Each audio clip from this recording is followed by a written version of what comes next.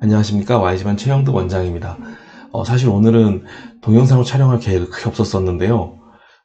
특사모 운영진을 맡으면서 바로 질문이 메일을 통해서 들어와서 이렇게 답변을 드리게 되었습니다. 영재학교 캠프 전형은 무엇을 하나요? 상당히 궁금한 분들이 많으실 거예요. 우선 영재학교 전형을 다시 한번 바라보죠. 그러면 영재학교는 첫 번째로 서류, 두 번째로 지필, 세 번째로 캠프 전형 이렇게 진행됩니다. 이 중에서 지필과 캠프는 다른 자기주도 학습 전형을 진행하는 특목고와 자사고에는 없는 전형이죠. 그런데 영재학교에는 이 두 가지 전형이 딱 존재를 합니다. 그러면 과연 캠프 전형이 영재학교만의 전유물이었을까? 그렇진 않고요. 사실 2010년도까지만 해도 캠프 매트릭스라고 해서 아래와 같은 항목 중에 두세 가지를 바탕으로 해당 지역 과학고에서 선택해서 진행하기도 하였습니다. 그런데 지금은 이미 없어진 과정이고 캠프는 이제 영재학교의 전유물만 되었는데요. 지금 과학고 때의 내용을 보시면 과학적 기초 지식하고 그 다음에 문제 발견, 설정, 해결을 알아보는 과학 창의성 영역의 캠프를 진행함을 볼 수 있습니다. 영재학교 같은 경우에는 대학과 같은 자율성을 갖고 있기 때문에 여기에 있는 과학적 창의성 외에 커뮤니케이션 능력, 한마디로 다른 친구들과 바로 수학적, 과학적 의사소통을 하고 본인 스스로 연구를 진행할 수 있는 능력을 더 추가했다고 보시면 딱 알맞을 것 같습니다.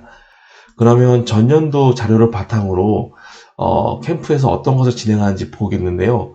8개 학교가 2020학년도에 이렇게 글쓰기, 실험설계, 그 다음에 구술평가, 지필평가, 조별토론, 개별 면접을 진행을 했었습니다.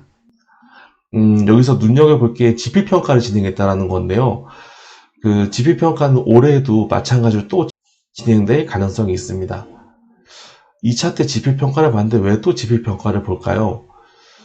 첫 번째는 2차 내용들이 오픈이 되기 시작하면서 그 2차 문항에서 조금은 더 변별력을 줄 수 없었던 부분이 있을 거고요. 두 번째는 이 지필평가의 내용을 바탕으로 일반 면접 때 본인이 얼마큼 알 수 있는지 구술평가로 이어지는 경우, 구술 면접으로 이어지는 경우가 있어서 그렇지 않나 라고 예상이 되어집니다. 그런데 원래 캠프의 목적대로 한다면 크게 세 가지, 실험 설계, 조별 토론, 개별 면접, 이 세 가지 항목이 저 메인이 아닐까 생각이 듭니다. 거기서 약간 벗어난 부분으로 글쓰기가 있는 이유는 실험 설계는 단순히 실험을 하는 과정만 알게 되었다라면 본인이 정말로 소논문 작성 경험을 해봐서 프로젝트의 A부터 Z까지를 전부 다 할 수 있는지 확인하는데 한 가지를 더 알아본다 라고 생각할 수 있을 것 같고요. 조별 토론과 개별 면접 같은 경우엔 커뮤니케이션 능력을 알아본다 인데 크게 두 가지, 인성적인 측면도 알아보고 수학과 과학을 얼마큼 표현하는지 알아본다는 것도 생각해 볼 수 있을 것 같습니다. 이렇게 실험 설계와 조별 토론, 개별 면접 세 가지는 최소한 모든 학교에서 두 가지 이상씩을 진행되면서 학생들의 소논문 작성 경험과 커뮤니케이션 능력 두 가지를 알아보고자 한다라고 생각하시면 좋을 것 같고요. 그와 더불어 이 세 가지 항목이 체크되어 있지는 않지만 구술평가도 상당히 중요한 항목이다 라고 생각이 됩니다. 그렇다면 이 여러 가지 활동이 실제로 무엇을 확인해보고자 하고 영재학교의 생활과 어떻게 연관이 되는지에 대해서 생각을 해보려고 합니다. 실험 설계, 구술 면접, 조별 토론, 조별 활동, 인성 면접 분해하자면 이렇게 다섯 가지가 가장 핵심이 되는 활동이 될 수 있는데요. 실험 설계는 R&D 연구 활동을 위해서 연구, 가설, 검증까지 전부 다 할 수 있는지를 확인하는 과정. 구술 면접은 수과학 이론 현상이 적용되었을 때 과연 우리 친구가 설명을 전부 다 할 수 있는가. 세 번째로 조별 토론은 수과학적 분석 능력 바탕으로 친구들과 여러 가지 활동을 진행할 수 있는지, 그리고 조별 활동과 인성 면접으로 갈수록 수과학적인 부분은 조금씩 기름기를 빼고요. 점점 인성적인 부분들을 확인할 수 있다라고 볼 수 있습니다.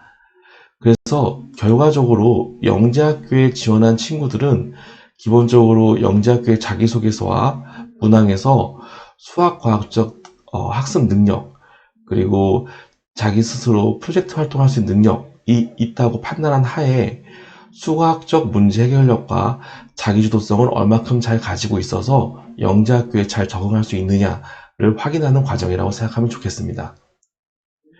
중요한 것은 자기주도성 또는 인성이 중요하지 않다고 생각하는 친구들이 있는데요.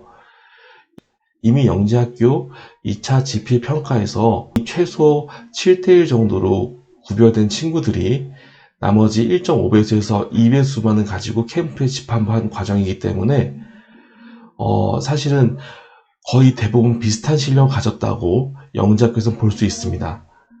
그러므로 이 시기 때에는 수과학적 문제 해결력도 매우 중요하지만 오히려 같이 공동체 생활을 하기 어려운 친구들을 걸러낸다는 의미에서 보면 자기 주도성과 인성이 부족한 친구들도 탈락할 확률이 많다고 볼 수 있는 것이 좋을 것 같습니다. 그래서 정리하자면 캠피 대비 학습법에 대해서 4가지를 먼저 제안드릴 수 있을 것 같은데요. 첫 번째로 실험 설계 활동이 기본적으로 되어 있어야 됩니다. 그래서 학교 내 실험을 하는 활동도 중요하고 여러분들이 간과할 수 있지만 방과후 활동이나 다른 실험을 하는 여러 가지 수업들을 진행하시는 게 꼭 필요하고요. 물론 YG만에서 진행을 하고 있습니다. 그리고 두 번째는 수행평가 시에 나의 장점과 단점을 보완하는 것은 매우 중요합니다.